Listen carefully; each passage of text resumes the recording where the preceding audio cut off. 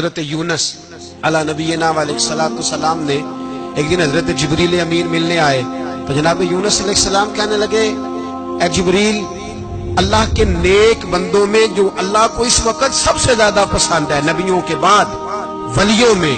اور سب سے زیادہ اللہ جس کو اللہ کی بارگاہ میں عبادت گزار لکھا جاتا ہے، میری اس بندے سے ملاقات کراؤ۔ تو حضرت جبریل نے جناب یونس علیہ السلام کو ساتھ لیا تو ایک شخص کے پاس پہنچے جو آنکھوں سے اندھا تھا، دونوں ہاتھ اس کے سلامت نہیں تھے اور پورے جسم میں پیپ جاری تھی، ریشہ تھا۔ جب جا کے السلام علیکم کہا نا حضرت یونس نے، اس نے وعلیکم السلام کے بعد پہلا لفظ پتہ کیا کہا؟ اس نے کہا یا اللہ تیرا شکر ہے، یا اللہ تیرا، آپ بھی ادا کریں اللہ کا شکر، یا اللہ تیرا، اللہ تیرا شکر ہے۔ حضرت یونس علیہ السلام کہنے لگے تو شروع سے اس طرح کا ہے، نابینا بھی اور ہاتھوں سے معذور بھی اور سارا جسم شروع سے؟ تو بڑے ہی خوبصورت لفظ اس بیمار نے کہے، کہنے لگے نہیں حضور، میں بالکل ٹھیک ٹھاک تھا، جب تک میرے رب نے چاہا کہ یہ دنیا کو دیکھے تو تب تک اس نے مجھے آنکھیں دی، اور جب اس نے چاہا کہ اب اس کا دیکھنا بہتر نہیں تو اس نے واپس لے لی۔ تو یا اللہ تیرا شکر ہے، اللہ تیرا شکر ہے۔ پھر کہا جب تک اس نے چاہا کہ میرے ہاتھ رہے تب تک رہے، جب اس نے چاہا کہ میرے لیے بہتر نہیں تو اس نے لے لیے، تو یا اللہ تیرا شکر ہے۔ جب تک اس نے چاہا کہ میرا جسم صحیح و سلامت رہے تو رہا، اور جب اس نے چاہا کہ میرے لیے بہتر نہیں تو مجھے بیمار کر دیا، تو یا اللہ تیرا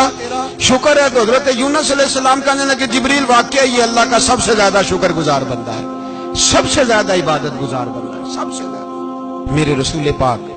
علیہ السلام نے فرمایا جب میرا رب کسی کو بیمار کرتا ہے تو دو فرشتوں کو بھیجتا ہے، جاؤ میرے بندے کی تیمارداری کر کے آؤ۔ اللہ اکبر، خود رب بھیجتا ہے۔ میرے نبی پاک صلی اللہ علیہ وسلم نے فرمایا رب دو فرشتے بھیجتا ہے،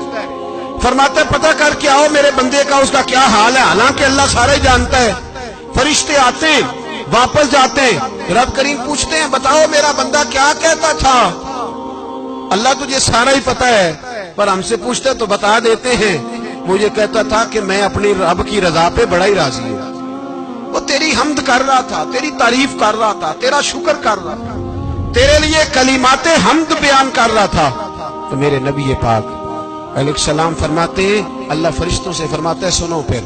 اگر میں اپنے بندے کو اس بیماری میں شفا دوں گا تو اس تندرستی سے زیادہ اچھی تندرستی دوں گا جو پہلے اسے عطا کی ہوئی تھی، پہلے سے اچھی صحت دوں گا، اور اگر اسے اس بیماری میں موت دوں گا تو پھر مرتے ہی اس کے لیے میں جنت کا فیصلہ فرما دوں گا۔